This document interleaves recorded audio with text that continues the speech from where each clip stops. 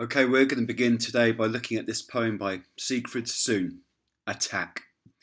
This is not one of the positive propaganda poems. This is about the fear and anticipation of soldiers waiting for the attack. It begins at dawn in the half light of morning. It's got a very eerie, depressing, dangerous atmosphere, and it's about eventually the sun starting to rise and pick out elements that the soldiers can see in the far distance of the menacing scope, and then eventually seeing tanks creeping forward, ready to descend upon them across no man's land. It talks about the barrage of the artillery. It uses enjambment, comes to a stop, pauses, creates tension, uses metrical rhythm to build the tension, and then there's an explosion and flurry of action and verb action, and soldiers gathering their belongings and climbing the scaffolding ladders and heading out over the top, wretched with fear. Time ticks on and hope flounders in mud, and at the end the exoration, "Oh Jesus, make it stop." What we're going to do today is look at the poetic devices. We're definitely going to make use of a few of these. So consonants. Consonants is the recurrence of a similar sounding consonant in close proximity. So toss the glass boss, or tick tock, tick tock. Can you hear that? We're going to hear some soft, smooth, sibilant sounds, which are alliterative really, but we call those sibilants, where we've got the sneaking, suspicious, slithery snake. The repetition of S is a type of alliteration called sibilants. And we're going to look at the structure. We're going to look at enjambment, which is what Maxwell's identified as a sentence without a pause in the end of the line. And so that's where a line spills over from one line to the next. And we're also going to look at caesura, which is where there is a break or a pulse in the middle of the verse. Okay, so if meter is the rhythm, tick tock, or ba-boom, ba-boom, ba-boom, ba-boom, ba-boom, ba-boom, ba-boom.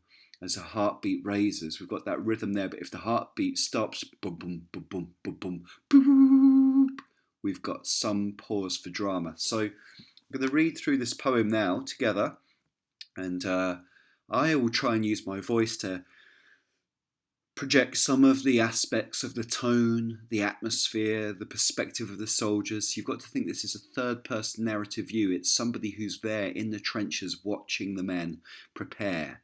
So narrative, third person. Attack by Siegfried Sassoon. At dawn, the ridge emerges massed and dun. In the wild purple of the glowering sun, smouldering through spouts of drifting smoke that shroud the menacing scarred slope. And, one by one, tanks creep and topple forward to the wire. The barrage roars and lifts. And then, clumsily bowed, with bombs and guns and shovels and battle gear, men jostle and climb too, meet with bristling fire. Lines of grey muttering faces masked with fear. They leave their trenches going over the top, while time ticks blank and busy on their wrists, and hope, with furtive eyes and grappling fists, flounders in mud. Oh, Jesus, make it stop! Right. Here we can really see that rhythm, and I've highlighted some of the things. So in the meter here, this soft blue is an unstressed syllable. Can you hear where the stress is? It's where the red emboldened words are. At dawn, the ridge emerges massed and dun. And all of those stress words are slow, heavy, dense sounds. There's a use of assonance here. Assonance, Ethan says, is the repetition of vowel sounds. Vowel sounds within the words. So we've got long drawn out vowel sounds. Adorned, the ridge emerges, massed and done. Now we could have other ways of using assonance to make it bright and quick, like the quick bright fox jumped over the lazy dog. Look how bright and sprightly and agile that fox is. But here we want to create the atmosphere of maybe like a horror film. So the low, deep creak of the ancient door swung open. We're using assonance at those moments to create atmosphere. Now in the half light of day, the sun is rising, but the sun is glowering. Well, the sun's inanimate. It's a ball of gas, some millions of miles away. But here the sun glowers. And it not only glowers, like that personification of the sun, it glowers purple. This is some kind of hell, some kind of terrible prophecy of the danger that will come. Then there's this sibilance.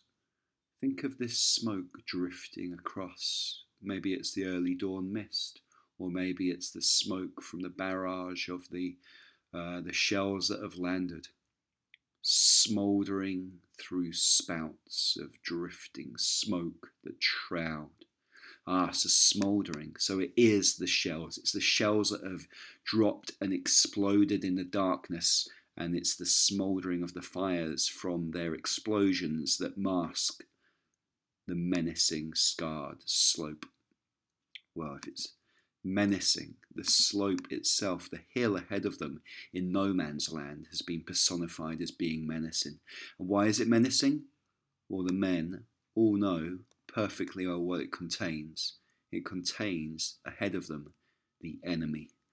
And the enemy are armed with machine guns, and they are armed with mustard gas, and they are armed with, and one by one, tanks.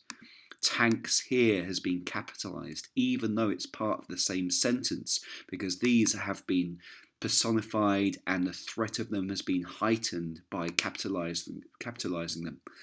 Listen to the mechanic machinery, the inevitable cranking, relentless drive of the machine-like force. Tanks creep and topple to the wire. Inevitably they go on. So the rhythm there is all about the tanks rising. Let's have a look at these tanks in action. Look.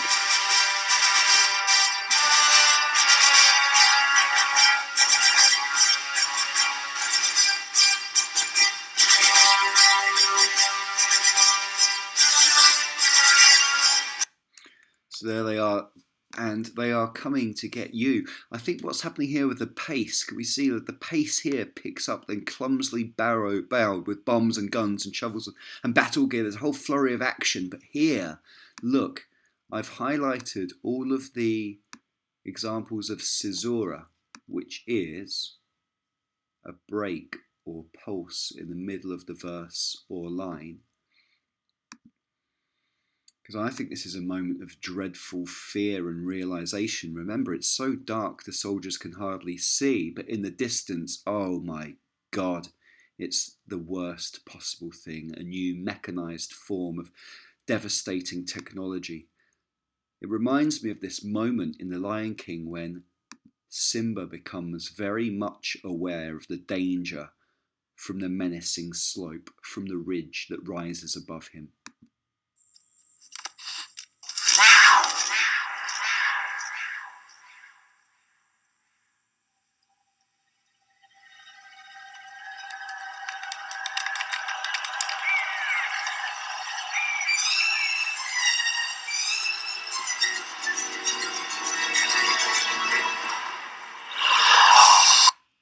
Oh no, right, so the wildebeest are coming there and it's the tanks that are coming here. The barrage roars and lifts. The barrage is the barrage of the artillery. The guns, the artillery cannons roar because they put this massive barrage of explosives down, which means that the men, it breaks up the barbed wire, which allows the attacking force to transfer their way across the battlefield. But it also means that when it lifts, the guns stop. And the guns stop because they don't want to kill their own men. And when the guns stop, that's when it gets even more dangerous, because now there's the attack coming. At this moment then, clumsily bowed with bombs and guns and shovels and battle gear, the men jostle and climb to meet the bristling fire. If you saw in last week's Paddler, this clip from Warhorse is exactly this moment, actually.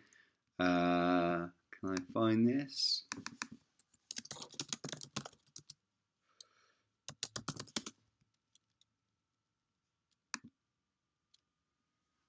You understand what I'm telling you, son? You take this rifle, you shoot them dead.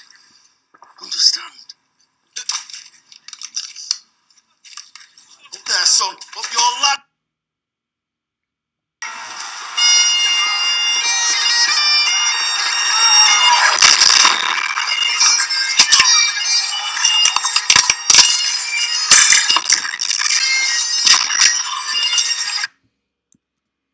So it's another fantastic war movie which you could look up to find, and no wonder the lines of grey muttering faces are masked with fear.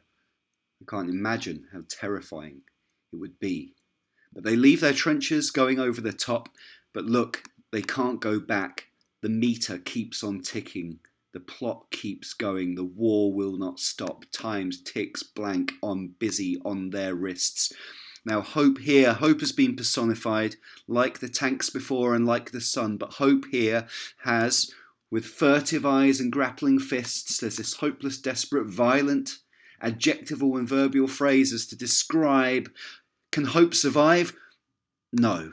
Hope flounders and is stuck in the mud. And there's that caesura to stop hope. And then the only thing left is to pray. Oh, Jesus, make it stop. So he speaks to his maker there. He speaks to heaven to try, with that exclamatory phrase, to bring an end to the devastation. Now, this is a poem that uses iambic meter. It's a poem, though, of 13 lines. We said sonnets were poems of 14 lines. A Petrarchan sonnet has an octet and a sestet. Well, this one has a lot of the elements of a sonnet, but look, it tragically stops. Time is cut short. Life is cut short at just 13 lines. And I think Siegfried Sassoon there is using the structure of the poem to exemplify the devastating loss of life experienced by all sides.